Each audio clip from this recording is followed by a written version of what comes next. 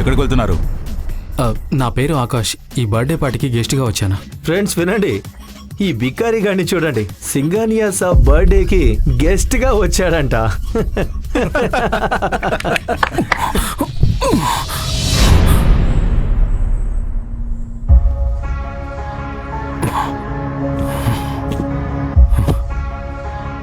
Aishwarya baby, ఇంటికి వెళ్దాం పద.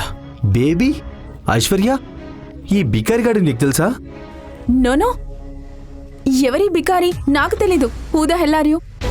తను చెప్పింది విని ఆకాష్ షాక్ అవుతాడు. ఇది మొదటిసారి కాదు ఐశ్వర్య ఆకాష్ పరువు తీయడం.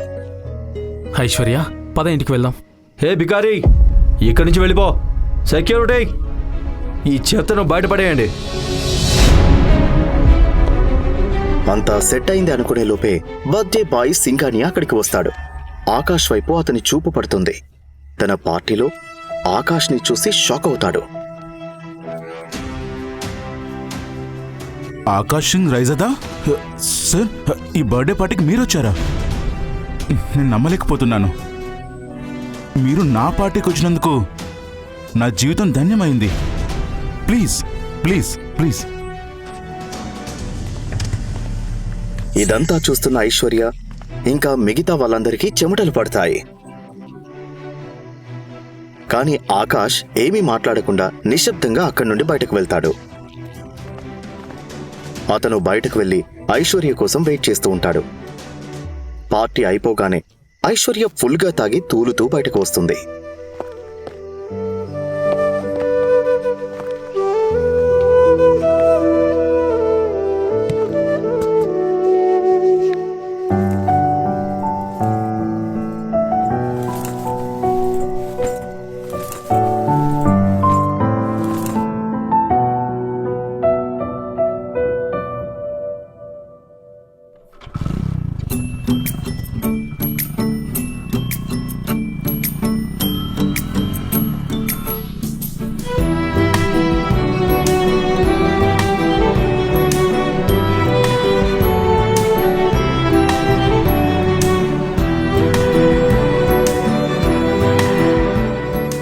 తనని తీసుకుని ఆకాష్ ఎలాగోలా అత్తగారింటికి వస్తాడు.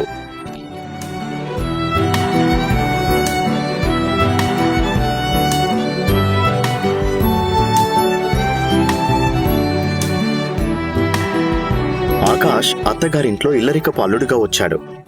ఇంట్లో అందరూ తనని ఎగతాళి చేసేవారే.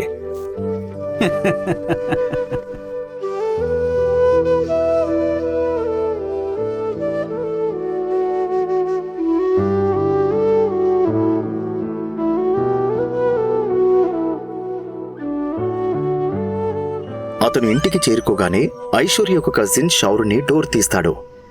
ఇల్లరికప్పు అల్లుడుగా ఉన్నావు, నువ్వెందుకు సిగ్గుతో చచ్చిపోకూడదు? ఆ మాటలకి ఆకాష్ ఏమీ మాట్లాడడు. ఆకాష్ తన అత్తమామల ఇంట్లో ప్రతిరోజు ఇలాంటి మాటలు వింటూనే ఉంటాడు. అతను అలాంటి మాటలు వినడం అలవాటు చేసుకున్నప్పటికీ ఎవరినీ ఏమీ అనడు. ఎందుకంటే అతను ఐశ్వర్యని మనసారా ప్రేమించాడు కాబట్టి.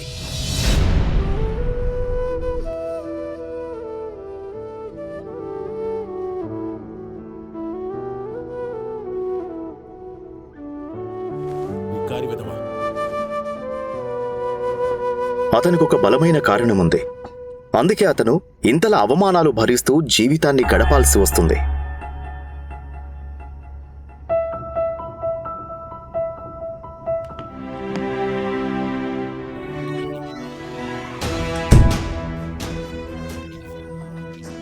మీరందరూ నన్ను ఎగతాళి చేయొచ్చు, కానీ ఏదో ఒక రోజు నా గురించి మీకు అందరికీ తెలుస్తుంది. ఆ రోజు నేనేంటి మీకు అర్థమవుతుంది. ఆకాష్ వెనుక దాగున్న నిజమేంటి అది ఎవరికీ తెలియదు. అలానే ఎందుకో ఆకాష్ కూడా ఎవరికీ చెప్పలేదు.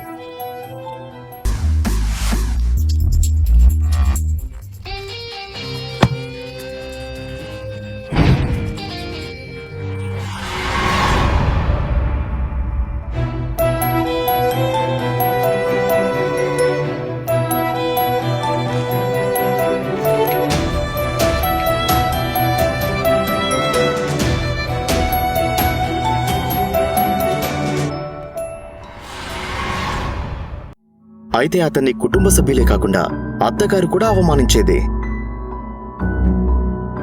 పొగరుతో తన కూతురికి విడాకులు కూడా ఇప్పించాలనుకుంది.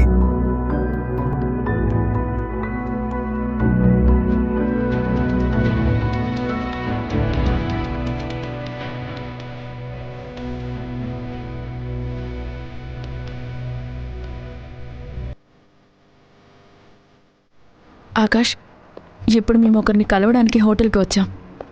నువ్వు నా భర్తవని ఎవరికీ చెప్పకు. మా ఇంట్లో పనోడివని చెప్పు, సరేనా? ఐశ్వర్య, ఆకాష్, నీకు తెలుసు కదా లోపలున్నవారు ఎంత ధనవంతులో. నా భర్త ఇంత బిక్కారివాడని తెలిస్తే ఎంత అవమానంగా ఫీల్ అవుతారు. ఆకాష్ తన భార్య ఐశ్వర్య మాటలు విని సైలెంట్ అయిపోతాడు. ఐశ్వర్య తన బికారీ భర్త ఆకాష్ను అవమానించడం కొత్తేమీ కాదు. ఇంతకు ముందు చాలాసార్లు తనను అవమానించింది. ఐశ్వర్య మరియు తన కుటుంబం ఆకాష్ని చాతగాని వ్యక్తిగా చూస్తూ ఉంటారు. కానీ ఎవరూ ఏమన్నా ఆకాష్ వాటిని ఏం పట్టించుకోడు. ఎందుకంటే అతనికి తన భార్య ఐశ్వర్య అంటే చాలా ఇష్టం. ఇప్పుడు ఐశ్వర్య తన చిన్ననాటి ఫ్రెండ్ రూపల్తో కలిసి కొంతమంది రిచ్ ఫ్రెండ్స్ ని కలవడానికి హోటల్కి వెళ్తుండటంతో ఆమె ఆకాష్కి ఈ జాగ్రత్తలు చెప్తుంది. ఆకాష్, నీకు చివరిసారిగా చెప్తున్నాను, లోపల ఎలాంటి న్యూసెన్స్ క్రియేట్ చేయకు. సరే, నాకు అర్థమైంది. డబ్బుందని మదమెక్కిన ప్రేమ్ మల్హోత్రా, రాజ్ బేడి మరియు పరాస్ అగర్వాల్ లోపల కూర్చున్నారు. అక్కడ కూర్చుంది రూపల్కి ఫ్రెండే అయినా ఐశ్వర్య అందాన్ని చూసి మైమరిచిపోయారు. రూపల్ తనెవరు? ఇంత అందంగా ఉంది. ఇది నా best friend Aishwarya. Akash dress ని చూసిన పరాస్ అతన్ని చూసి ఎగతాళి చేస్తూ, హే, తనతో వచ్చిన ఈ బికారిగాడెవడు? అప్పుడు ఆకాష్ ఇలా అంటాడు. సార్, నా పేరు ఆకాష్. ఓ, గుర్తొచ్చింది, ఐశ్వర్య గిల్. ఇతని పేరు ఆకాష్. ఇతనితో ఐశ్వర్య తండ్రి శేఖర్ గిల్ ఐశ్వర్య పెళ్లి చేశాడు. నేను చెప్పింది కరెక్టే కదా ఐశ్వర్య? అప్పుడు అక్కడున్న వాళ్ళందరికీ తెలుస్తుంది ఈ బికారిగాడు అందమైన ఐశ్వర్యకి మొగుడని. దీంతో ఐశ్వర్యని ఫ్లడ్ చేయాలనే కోరికని పక్కన పెట్టి ఆ ముగ్గురు ఆకాష్ పేదరికాన్ని ఎగతాళి చేయడం స్టార్ట్ చేశారు. చూడు ఆకాష్, నువ్వు బ్యాంకులో పనిచేస్తున్నావు అని విన్నాను. నీ జీతం ఎంత? ఈ ముగ్గురు కలిసి ఆకాష్ని ఆట పట్టిస్తూ అవమానిస్తూ ఉంటారు. 12,000 వస్తుంది. ఎంత? 12,000. అప్పుడప్పుడు బోనస్ వస్తే 15,000 కూడా వస్తాయి. మంచి శాలరీ. ఇది నా జ్యువెలరీ షాప్ అకౌంటెంట్కి ఇచ్చే దానిలో సగం. కానీ ఈ రోజుల్లో ఇది కూడా చాలా ఎక్కువే. పరాస్ బ్రో, నీ స్టోర్లో నీకెవరైనా స్టాఫ్ అవసరమైతే ఆకాష్ ఉన్నాడని మర్చిపోవద్దు బ్రో. అతను బాగా తెలివైన వాడిలో ఉన్నాడు. ఎలాంటి కంప్లైంట్స్కి అవకాశం ఇవ్వడు. ఎందుకు ఇవ్వను ప్రేమ్ బ్రో? నేను తనకి 20,000 to 25,000 ఆఫర్ చేయగలను. ఆకాష్ బ్రో, మీరు అనుకుంటే రేపే జాయిన్ కావచ్చు. ఎవరికి జాబ్ ఆఫర్ చేస్తున్నారు వీళ్ళు?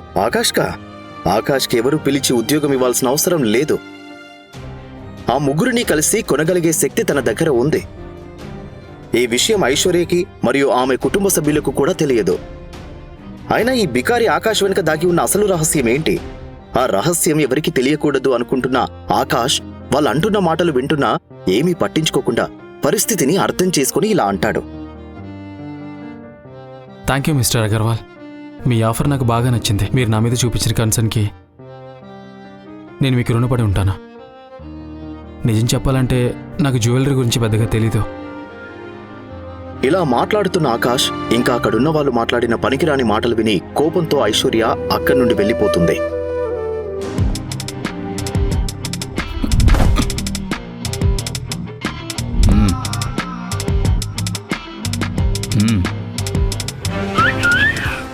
అక్కడ ఓ వ్యక్తి బాగా డ్రింక్ చేసి ఉంటాడు.